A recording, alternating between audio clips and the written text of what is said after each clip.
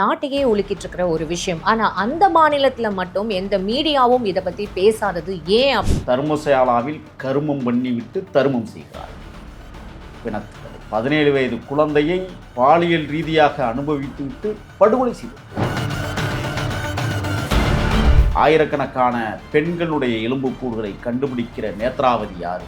நித்தம் மரணத்தை சந்திக்க 2 விஷயம் பண்ணியிருக்காங்க. ஆத்துக்கரை ஓரம் கொண்டே இரவெல்லாம் வேலையை முடிச்சு அந்த பெண்ணை இச்சைக்கு உட்படுத்தி எரிச்சு ஆத்தோட தண்ணி ஊற்றி கலந்து விட்டார். ஸ்கூல் போற ஒரு குழந்தை பேக்கோடையே எரிச்சிருக்காங்க அப்படின்னு வீரேந்திர ஹெக்டேன்னு ஒருத்தன் அந்த அயோக்கியன்னா அவ்வளவு காரணம். 80களில் அவன் அந்த பதவியை எடுத்தான். தர்மகர்த்தாவான். நீங்கள் சொன்னதை போல் 88 இவங்க வேலையை தொடங்கிட்டாங்க. இவருக்கு பின்னணியில் இருக்கிறது கர்ஜேந்திர ஷெயின் அப்படிங்கிறவர். அவர் யாருன்னா அந்த வீரேந்திர ஹெக்டேவுடைய தம்பி. என்ன நடந்திருக்குன்னா 4 பேர் நண்பர்கள். இந்த ரிச்சர்டு ஷெயின் ஒரு பொண்ணு இன்னைக்கு அந்த தர்மகர்த்தர் கோயிலுக்கு திருத்தலத்திற்கு வந்துருச்சு. அது சாமியை வணங்க வந்திருக்குன்னு சொன்னால் அது பார்ப்பதற்கு அழகாக தோடு சவப்பாருன்னா முடிஞ்சது. ஃபுல் அண்ட் ஃபுல் தன்னை மறைச்சி கண்கள் மட்டும் தெரிகிற அளவுக்கு மட்டும் ஓப்பன் பண்ணிட்டு ஃபுல்லாக தன்னை மறைச்சிக்கிட்டு போய் கம்ப்ளைண்ட் பண்ணியிருக்காரு. அந்த கம்ப்ளைண்ட் அப்பவும் எடுக்கப்படலை. முதல்ல ஒரு பணத்தை இருக்கு சொல்லுவாங்க. அந்த முதல் பணம் எப்படின்னா வெறும் 14 வயது பணம். அவரே சொல்கிறார், 14 வயது குழந்தை தான் நான் முதல்ல எரிக்க தொடங்கினேன்.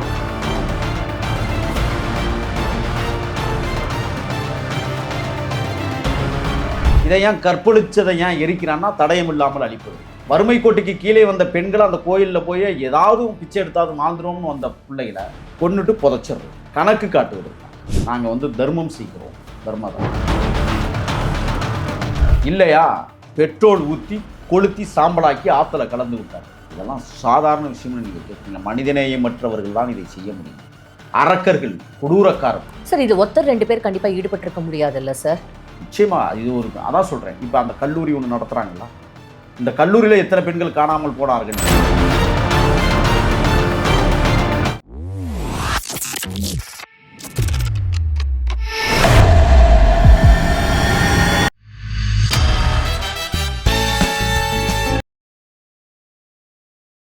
பிபிடி சினிமா நேயர்கள் அனைவருக்கும் வணக்கம். இன்னைக்கு நம்மளோட முகில் சார் தான் இருக்காரு. இன்னைக்கு நம்ம என்ன டாபிக் பேச போறோம் அப்படின்னா, நாட்டையே உலுக்கிட்டு இருக்கிற ஒரு விஷயம். ஆனா அந்த மாநிலத்துல மட்டும் எந்த மீடியாவும் இதை பத்தி பேசாதது ஏன் அப்படின்னு சொல்லிட்டு ஒரு பக்கம் அதை பத்தின ஒரு அதிர்வலைகளா போயிட்டு இருக்கு. நான் எதை பத்தி சொல்றேன்னு உங்களுக்கு தெரியும். தர்மஸ்தலா விஷயம் தான். 1988 2014 வரைக்கும் என்னென்ன விஷயங்கள் நடந்திருக்கு அதை நான் பகிரங்கமா சொல்றதுக்கு ரெடியா இருக்கேன் அப்படின்னு ஒரு அங்க வேலை செஞ்ச ஒரு துப்புரவாளர் அதை பத்தி பேசுறதுக்கு ரெடியா இருக்காரு. நம்ம நிறைய விஷயங்கள் முகில் அவர்கிட்ட தான் கேட்டு தெரிஞ்சுக்க போகிறோம். நிகழ்ச்சிக்கு போகலாம். சார், எப்படி சார் இருக்கீங்க? நலமா இருக்கேன் சார், ஃபைன். இப்போ இந்த தர்மஸ்தலா விஷயம் எப்படி ஒரு புரட்டி போட்டிருக்கு அப்படின்னு கூட சொல்லலாம். ஆனால் அந்த மாநிலத்தில் இதை பற்றி பேசுறதுக்கு எந்த மீடியாவும் முதல்ல வெளில வரல. எந்த ஒரு அரசியல் கட்சி தலைவர்களோ இல்லை அதை பற்றி ஒரு கண்டனம் தெரிவிக்கிறதுக்கோ யாருமே முன்னாடி வரல. இதையும் தாண்டி இந்த விஷயத்து எவ்வளோ பெரிய ஒரு விஷயம், 100 கொலைகள் இப்போதைக்கு சொல்லியிருக்காங்க, பாலியல் வன்கொடுமைகள், எவ்வளோ பேர் காணாமல் போயிருக்காங்க, அந்த எச்சம், அந்த போன், அதோட அந்த துப்புரவாளர் நிற்கிறாரு. ஆனா இதுக்கு ஒரு சப் இன்ஸ்பெக்டர் இதை இந்த கேஸை பத்தி விசாரிக்கணும் அப்படின்னு பேசப்படுறதெல்லாம் நீங்க எப்படி சார் பாக்குறீங்க? 800 ஆண்டுகளுக்கு முன்பு பழமை வாய்ந்த திருத்தலம். அன்னம்மா என்கிற ஒரு நபர் நடுகள் திட்ட வழிபாட்டு முறையை கற்களுக்கு திருநீர் ஊசி மனமோந்து வேண்டி வணங்கிய திருத்தலம். அடர்ந்த வனப்பகுதி, அற்புதமாய் ஓடுகிற ஆறு.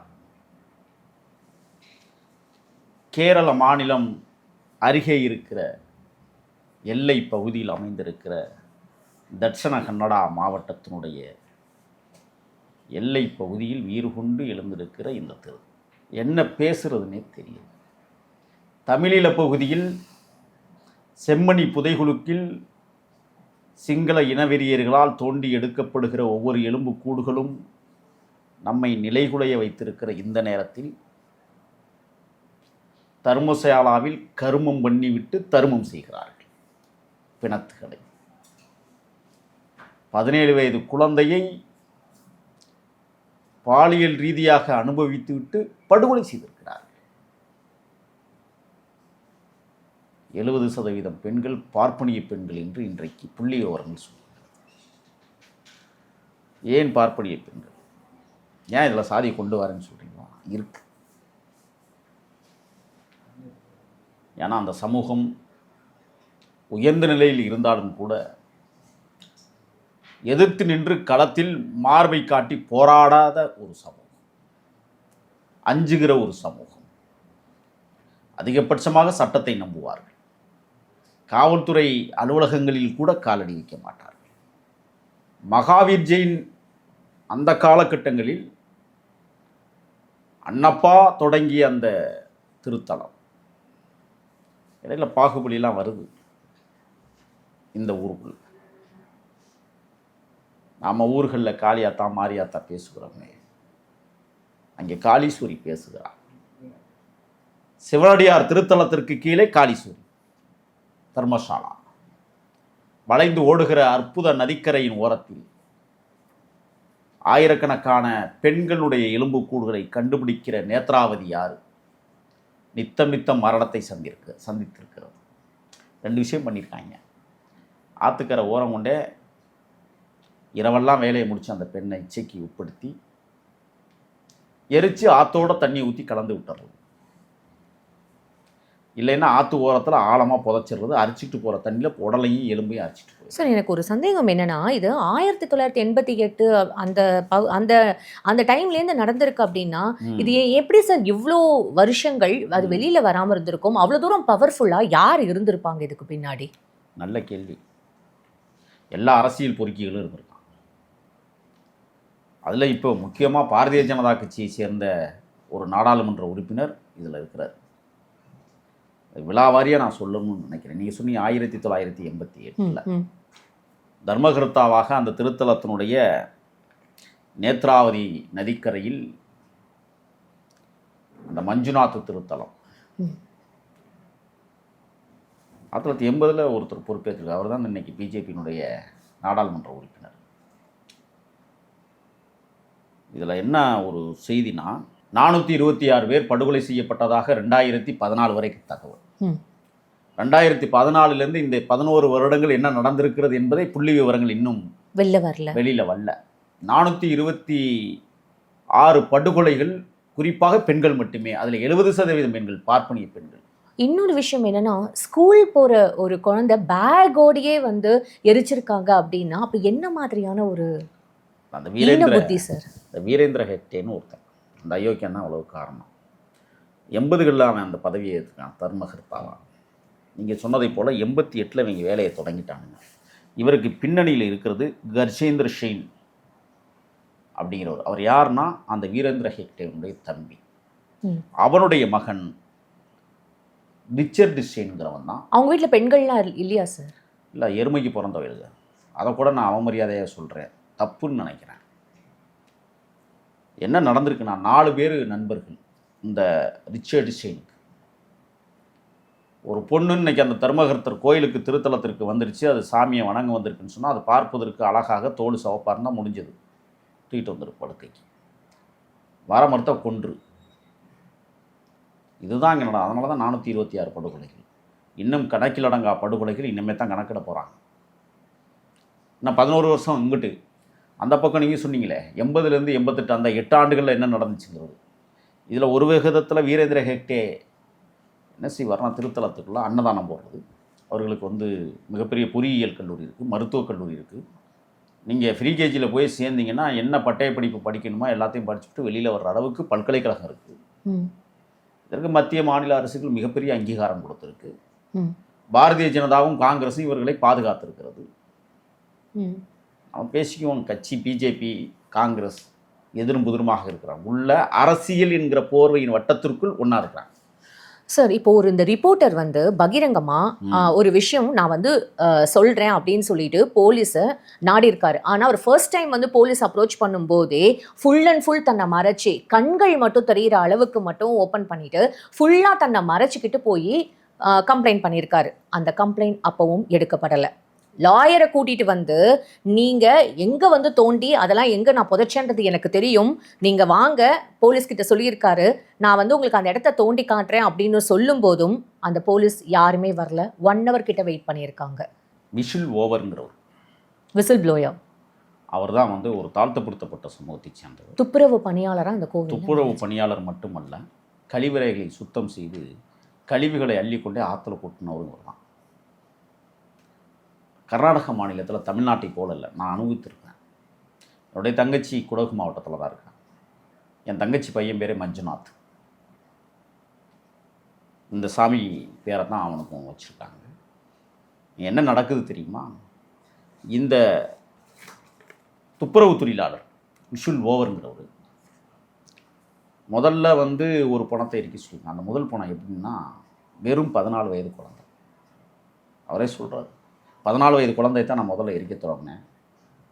நிறைய பேர் அந்த கோயிலுக்கு எப்படி வர்றாங்கன்னா, சாவதற்கே வருவார்களாம்.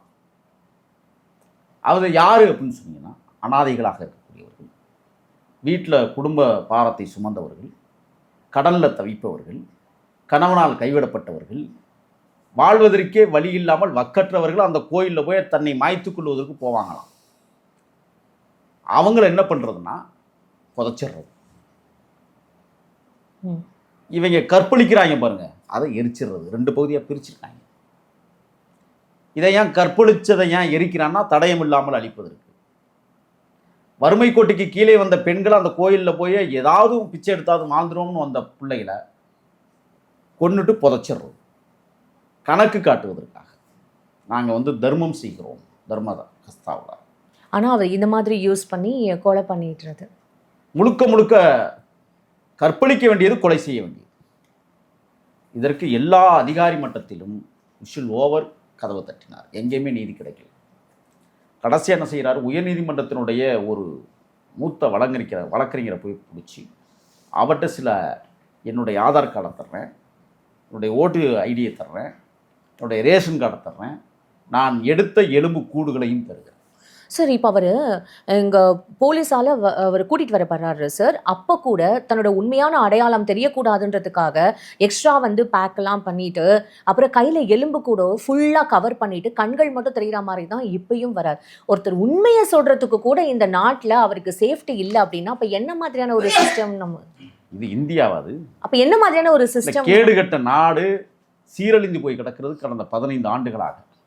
அதுக்கு முன்னாடி கொஞ்சம் கொஞ்சம் நடக்கும். இப்போ கூடுதலாக நான் என்ன கேட்குறேன்னா, இந்துத்துவம் பேசக்கூடிய பாரதிய ஜனதா அல்லது இந்துத்துவத்தை பேசாததை பேசுவது போல நடிக்கிற காங்கிரஸ், இந்த 2 இயக்கங்களுமே பார்ப்பனிய இயக்கங்கள் என்பதை நான் பறைசாற்ற கடமைப்பட்டிருக்கிறேன். இந்து பெண்கள் தானப்பா, நீங்கள் தானப்பா இந்துன்னு சொல்கிறீங்க. 426 பெண்களை சீரழித்து படுகொலை செய்திருக்கிறானே, எங்கப்பா உங்கள் இந்துத்துவம்? சார், 2014 இப்போ ரிப்போர்ட் பண்ண வந்தவர் தலைமறைவாயிட்டார்.